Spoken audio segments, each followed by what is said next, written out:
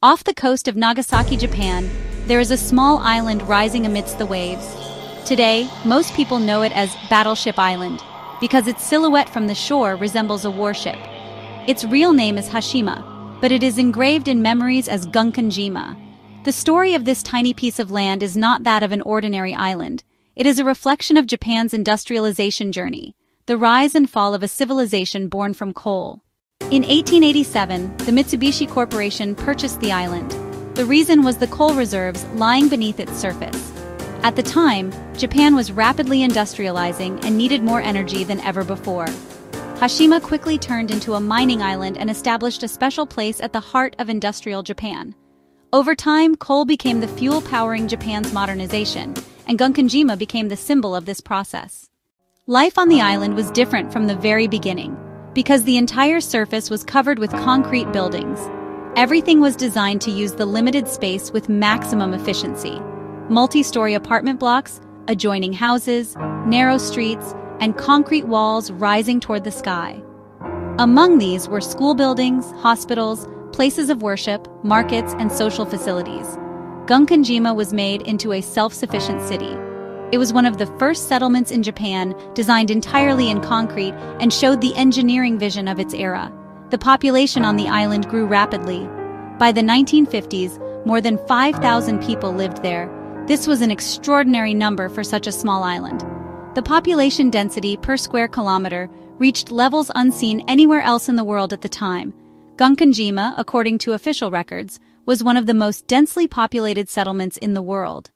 Daily life followed the rhythm of the mine. Early in the morning, thousands of workers went underground, extracted coal blocks, and returned home through the same narrow streets in the evening. Children went to school, played in concrete courtyards, and families gathered in limited social spaces. Cinemas, sports areas, and places of worship provided the chance to breathe. But everything revolved around coal. Another side of life in Gunkanjima was filled with tragedies. Cave-ins, gas explosions, and workplace accidents claimed dozens of lives. On stormy days, the sea's fury battered the island and eroded its concrete walls. In a typhoon in the 1950s, parts of buildings collapsed, and days of fear descended on the islanders. Still, life went on. People were born, grew up, worked, and spent generations living in the same buildings.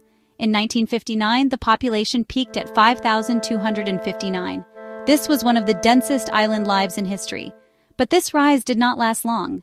In the 1970s, Japan started to move away from coal, shifting to new energy sources like oil and natural gas.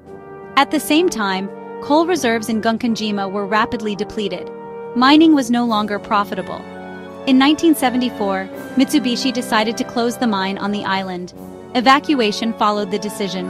The narrow streets, once filled with the sounds of children and the footsteps of workers, emptied quickly. People left behind their homes, belongings, memories. In a single night, the island became a ghost town. Concrete buildings were left to the wind, waves, and salty air. Roofs started to collapse, walls began to crumble. Nature began to reclaim the island.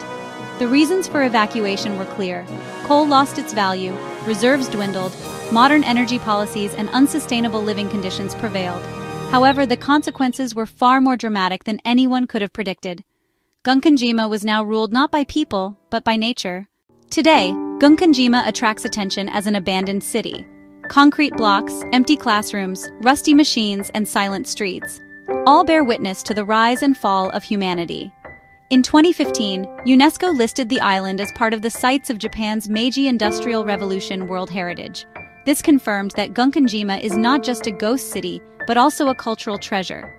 Nowadays, tours are organized for tourists to the island. However, most of the island is off-limits due to safety reasons. Still, the shadow of its abandoned buildings is enough to fascinate visitors even from afar. The island has become the subject of documentaries and movies and is recognized as a symbol of dystopian cities in world culture. The story of Gunkanjima is not just about an island, but about an era.